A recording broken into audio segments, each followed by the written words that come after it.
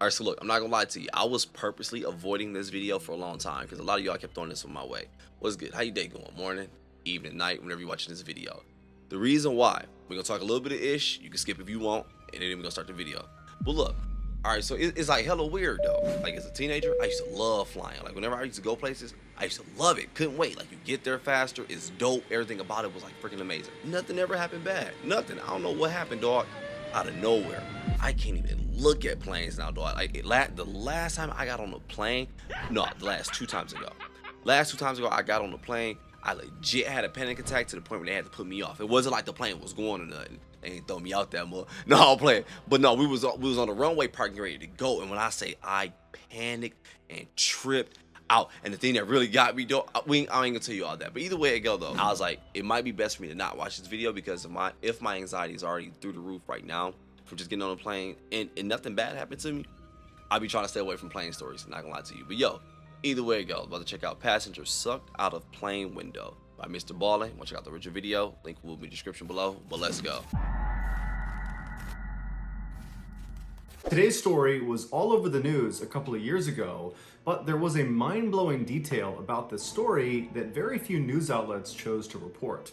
And so today's story will end with that detail. But before we get into today's story, if you're a fan of the strange, dark, and mysterious delivered in story format, then you come to the right place because that's all we do, and we upload 2 or 3 times every week. So if that's of interest to you, please ask the like button to hold your very easily startled cat, and then once they do, press the test button on your smoke detector. Also, please subscribe to our channel and turn on all notifications so you don't miss any of our weekly uploads. All right, let's get into today's story.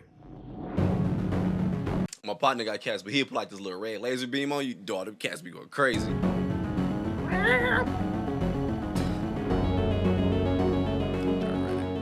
On April 17th, 2018, 42-year-old Holly Mackey sat down in aisle seat 14C on a Southwest Airlines plane. That morning, she, along with 143 other passengers and the 5 crew members, would be flying from New York City to Dallas, Texas. And then after that 4-hour flight, Holly would get off that plane and board another plane from Dallas to Oklahoma City, where she lived. But luckily, that flight was only about an hour long. After Holly buckled her lap belt, she put her carry-on bag under the seat in front of her, and then she waited to see who was going to be sitting in the 2 seats to her left. A few seconds later, a 43-year-old bank executive and mother of 2 named Jennifer Riordan came walking down the aisle and stopped right outside of row 14 and turned into the aisle towards Holly. And Holly, who was kind of keeping her head down, she noticed there was this person standing outside of her aisle, and so she turned and looked up, and looking down at her was this big bright smile, and Jennifer said to her, "Hey, can I sit next to you? Is anybody using those seats?" And Holly would say, "Nope, I'm here by myself, go right ahead."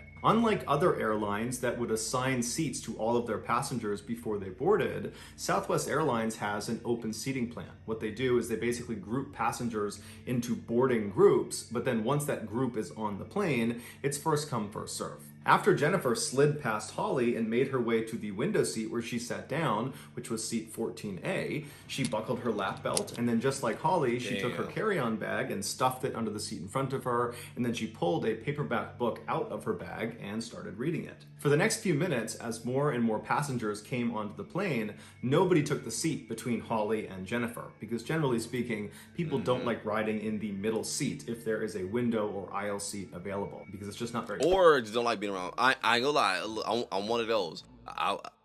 Long as you don't stink or talk too much, I don't care. Like it'd be annoying when you get the ones that talk too much. I got this one lady, she kept burping, dog. That shit was pissing me off, and it was stinking, and she just kept on talking. Like, shut your ass up, riding in dog. the middle seat if there is a window or aisle seat available, because it's just not very comfortable sitting between 2 people for hours at a time. But eventually, the only seats left were middle seats. And at some point, this preteen girl who had her head buried in her phone, she comes onto the plane and she works her way down, and she stops outside of row 14, and she very politely asks Holly if she can sit between her and Jennifer. And Holly says, absolutely. And so this girl slips past Holly and she sits down in seat 14B. She puts her lap belt on, she takes her carry-on, puts it under the seat in front of her, and then she just goes back to looking at her phone. Now that all of Holly's seatmates had arrived and she would not need to be getting out of the way for more people to come into a row, Holly kind of relaxed for a minute and she pulled out her iPad and she began scanning through the news as she waited for the plane to finish boarding. After all the passengers had been seated, one of the flight attendants closed the airplane door and then they grabbed the microphone and welcomed everyone aboard the plane and thanked them for choosing Southwest Airlines. And then they reminded everyone on board to make sure their seatbelt was fastened, that their tray was in the upright position, that their seat was upright as well, that they'd stowed big electronics. Ooh, and then with the help of several other flight attendants, they went over some basic safety procedures in case of a mid-air emergency. Most of the passengers on this flight were really not paying attention to the safety brief. They were trying Man, I ain't gonna lie, man. I'd be jealous of people like that. I used to purposely get on, just put my headphones on, throw the blanket on, just go to sleep because I used to always be scared. But then they start stopping you because before takeoff and ish, blah blah blah. But like when I see people like this, like how she just chilling, sleep, like my whole family be like that. I'd be jealous, like man, I wish I could do it because I'd be on there scared as hell, dog. Like I gotta get off this shit, dog. Like every little bump, I'd be like, oh nigga, I gotta go. Flight attendants, they went over some basic safety procedures in case of a mid-air emergency. Most of the passengers on this flight were really not paying attention to the safety brief. They were trying to sleep, or they were stowing their stuff, or they were sending one last text message. But Holly, on the other hand, she was paying careful attention. Now, this wasn't totally unusual for her. She was generally safety conscious, but for some reason on this flight, she just had a sense that something bad was about to happen. There was this deep sense of foreboding that she normally didn't feel on flights. And so she found herself really carefully paying attention to these procedures in case something did go wrong. After the brief was over, the attendant who was holding the microphone thanked everyone for listening and then said, "Sit back, relax, and enjoy your flight." But Holly couldn't do that. Because one, she really did have this weird sense that something was off about this flight, that something bad was going to happen, and she just didn't know why. And then number two, she remembered that she had drank this huge cup of iced coffee before she boarded the plane, and so now she really had to use the bathroom. But the plane had already begun taxiing over to the runway, and an attendant had told her she had to sit down. You can't go to the bathroom now. You gotta wait until we're up in the air. And so Holly, who was now feeling very mentally and physically uncomfortable, found herself kind of anxiously looking to her left out the window as the plane continued to taxi to the top of the runway. And then once the plane was set, it paused for a second, and then the engines fired, and Holly and the girl next to her and Jennifer all got sucked back into their seat as the plane began hurtling down the track. And so Holly... That's my scariest part. Last time, my cousin, she said this is her favorite. This is my scariest part, dog. Woo, shit, I can feel it. Sucked back into their seat as the plane began hurtling down the track. And so Holly, the girl, and Jennifer, they're all turned, they're looking out the window as the plane is just bombing straight ahead. They're watching the airport kind of disappear out of view, and then they feel the plane begin to get lift, and then they take off. As the plane rapidly ascended, Holly turned away from the window and just sat back and closed her eyes and was just picturing that moment when they reached their cruising altitude, and she would hear that chime in the cabin, and then the captain would come on the intercom and say, "We've reached our cruising altitude, it's now safe to get up and walk around," at which point Holly was going to run to the bathroom. And so when the plane finally got to a point where Holly felt like they were starting to level out, they probably were going to be at their cruising altitude soon, Holly preemptively undid her seatbelt and turned to face the aisle, getting ready for that chime in the cabin so she could get to the bathroom as soon as possible. But that chime didn't happen. Instead, when they reached their cruising altitude, the captain came on the intercom and she would tell everyone that they had reached their cruising altitude, but no one can leave their seats yet. They were expecting some fairly rough air, some turbulence. And so Holly was totally frustrated and disappointed, and she let out this audible grunt out of frustration. And Jennifer, who had her head in her book, she hears this grunt and she turns to look at Holly to make sure she's okay. And at the exact same time, Holly found herself kind of looking down and turning towards the window to look out the window, and she made eye contact with Jennifer. And immediately Holly recognized that Jennifer thought something was wrong with her, and she was kind of looking at her to make sure she was okay. And Holly just goes, "I really have to go to the bathroom." And so at this, the two women kind of laughed about Holly's plight because it was kind of funny that she desperately needed to go but wasn't allowed to. And so eventually Jennifer just said, "I'm sure they'll let you go soon." And then Jennifer went back to her book, and Holly went back to anxiously waiting to use the bathroom, and the girl sitting between them did not care at all. She was not listening to them. She didn't care. She had her head buried in her phone. After several minutes, Holly started to worry that it might be a while before she was allowed to get up and move around, because she's looking at the flight attendants and they're all buckled into their jump seats and they were hitting some turbulence. And so Holly's thinking, okay, I gotta do something to take my mind off of this discomfort. Not only the physical discomfort of needing to use the bathroom, but also that strange foreboding. It just was not going away. And she didn't know what it was, but she just had the sense that something bad was going to happen. Oh, I hate so that Holly feeling, decided man. she would do some work. And so at 11:04 a.m. Eastern, she reached down below the seat in front of her and began fishing around in her bag for her laptop. Before she could grab it, she heard two deafeningly loud sounds in rapid succession. The first was a popping sound outside of the plane near the left wing. And the left wing was right outside of their window. And then she heard this whooshing sound that went through the entire cabin. It was like a high-powered vacuum. What the fuck? And then the entire cabin became freezing cold as the plane banked hard to the left. After all this happened, in this fraction of a second, Holly sat up, and it was like she was immediately in shock. She's looking out across the other seats, and she sees all those oxygen masks have deployed from the ceiling. People are screaming, the attendants are running up and down the aisle trying to help. Oh, that's a real photo. What the hell? Man, and you know what's crazy when I be up there? That's why I be wondering. I be like, man, what if I just hear like a boom? I'm gonna trip out, dog. Dog, and the way MrBallen's be telling the story, he be putting you in the damn story. Like, I legit feel like I'm on that damn flight. So, boy, in my mind, I just died like 2 times, dog. Like, shit, nigga. And the crazy part is how this is like some Final Destination shit, dude, because I ain't gonna lie. Like, really having to piss, oh, that's really a discomfort. I'm not gonna lie to you. And the fact that it's like, man, like, she's not even scared of flying, from what I take from the story so far. But she like this weird feeling, like in your gut. They always tell you, like, dog, natural instinct, first instinct. I should say I said natural. First instinct, go with it. Your gut feeling. And I get it on the plane. It ain't that easy to just jump up like, all right, nope, I feel like something gonna happen. Let me go ahead and get up off here. And the crazy part is, my bad, I got to whisper like somebody really listening. And the crazy part is, if she did and that still happened, dog, you know they'd blamed her? Think about it. She'd have to fight to prove it on her, but I guarantee it would have. This would have legit been on some Final Destination shit. Damn. And the crazy part is, we're gonna start real quick. When I had my panic attack, like I said, we was on the runway too. It was a woman to the left of me. She actually had one too, but hers was light. But as she was having hers, her daughter looked out the window and said, she's like, "Mommy, the wing is broken." And when she said that, even though as a kid, probably just talking, boy, I took it as it was really broken, and I panicked. And that's when the captain and everybody came and booted my ass off. Like, dog, gotta get off.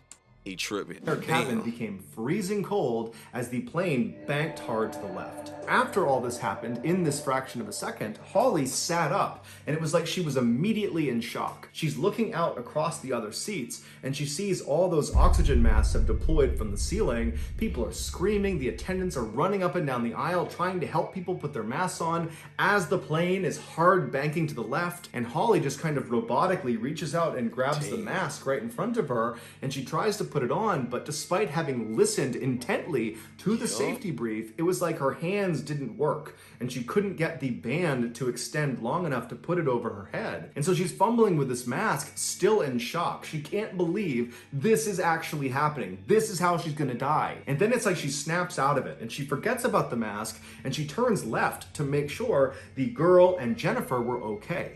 And what she saw was absolutely horrifying. That popping sound she heard outside of the plane was the sound of the engine underneath the left wing exploding. And when it detonated, the cowling, which is the outside of the engine, it kind of protects the engine, it broke apart. And one of the pieces of this cowling flew and hit the side of the aircraft, and it struck the window of row 14, Holly's row. And when it did that, it shattered the window completely, causing an explosive decompression of the cabin. When even a small hole opens up in a plane flying miles above the earth, that hole will create hurricane-like forces inside of the cabin. And so anything that is not completely anchored down, including people, will get sucked out of that hole. And in this case, that's what happened. When that window broke open, Jennifer, who was sitting closest to it, was immediately sucked through the window. Now, she was not completely ejected because her seatbelt kept her from going completely out the window, but her entire upper half was now wedged outside of the plane. As for the girl sitting next to Jennifer, in between Jennifer and Holly, she was still getting pulled towards the window because Jennifer, even though she had been pulled out, there was still segments of the window that were and she cannot pull her seat, even though she's on the edge, and see like, yo, it's pulling though. she cannot take that seatbelt off to move. Because if that seatbelt come off, she go, what the fuck? Window, because Jennifer, even though she had been pulled out, there was still segments of the window that were open. And so there was still suction towards the window. And so Holly instinctively reached over and grabbed this girl and pulled her in tight to her chest. And then with her left arm, she reached behind the girl and grabbed the belt of Jennifer. And she tried to pull Jennifer back into the plane, but she could tell there was no way she could pull her back. The forces pulling Jennifer out of the plane were far too strong. Holly remembers thinking, someone is going to know this is happening. There's got to be a sensor or something. The flight crew has got to be aware that a person is getting pulled out of the plane. But in reality, the captain and the flight crew, they were aware that the left engine had blown up. That was the thing they were actively trying to combat, to try to keep the plane from crashing. But they had no idea about the drama that was unfolding in row 14. And so Holly is holding on to Jennifer, she's holding on to this girl, and she's screaming out for anybody in the plane to please take notice of the fact that Jennifer is stuck out of the plane. Shit. But the sound that was being created by this open window was deafening.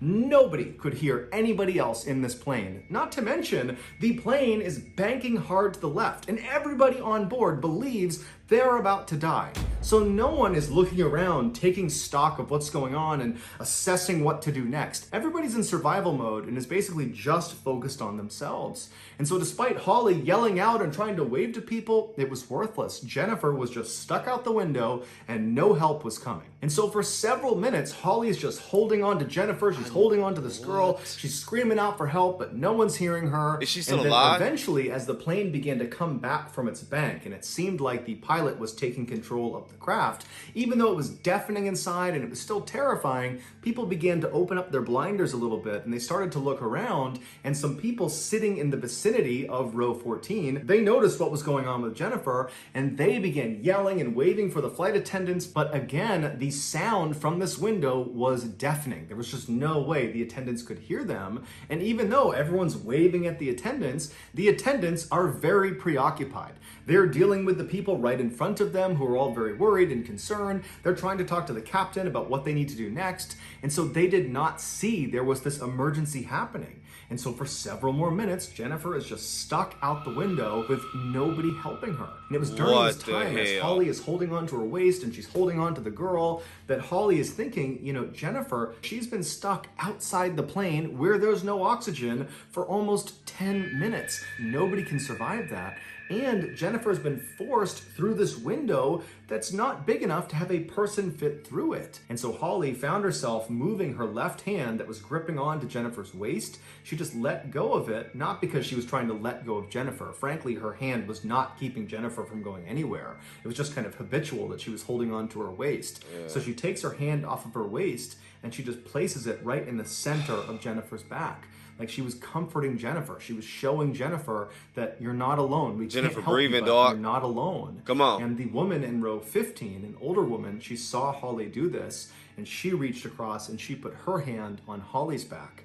It was like everybody knew this is a total crisis, but there's just nothing we can do, even if it's killing Jennifer. Despite the damage to the left engine from it exploding, the captain, Tammy Jo Schultz, who was a longtime veteran of the airline, she was able to combat this hard bank to the left and she regained control of the plane, at which point, through the intercom, she was able to bark out orders that were loud enough for the flight attendants to actually hear what was going on, and they were instructed to get up and walk down the aisles and make sure the passengers are okay. And this is when the crew spotted Jennifer. They acted quickly and rushed over and they grabbed Holly and the girl next to her and they safely got them out of that row and moved them to a different row. And then once they were gone, two men named Andrew and Tim, they volunteered to go in row 14 and pull Jennifer back into the plane. They knew the risks. They pull her in, there is still an opening in this plane, and they could very easily just get sucked out themselves. Oh, shit. But They didn't care. They knew they needed to help this woman. And so without any hesitation,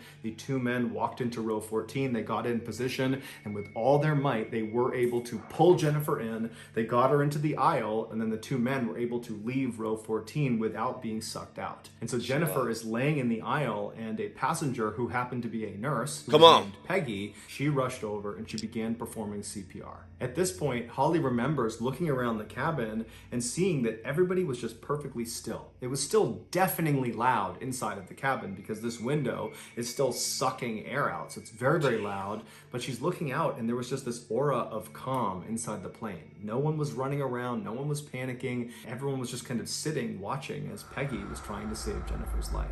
At 11:21 a.m., so 17 minutes after that pop was heard outside of the plane, the captain of this plane is able to successfully perform an emergency landing at an airport in Philadelphia. And as soon as they touched down on the runway, the captain had already coordinated with a medical team who was standing by. What the fuck? Look, man. You can legit see the only fucking window that's popped, and she sat right there, man. And I guarantee I know why she sat right there, because she probably saw, because I'm not gonna lie, when I'm on a plane, I look for open seats first, but if I don't, then yeah, I told you, I'll be judging stereotyping. Stereotyping, what the fuck is that? Stereotyping, be stereotyping on that. But no, I legit be looking for people who look like they smell good, and people who look like they're not gonna talk my ear off. I do that, I'm not gonna lie to you.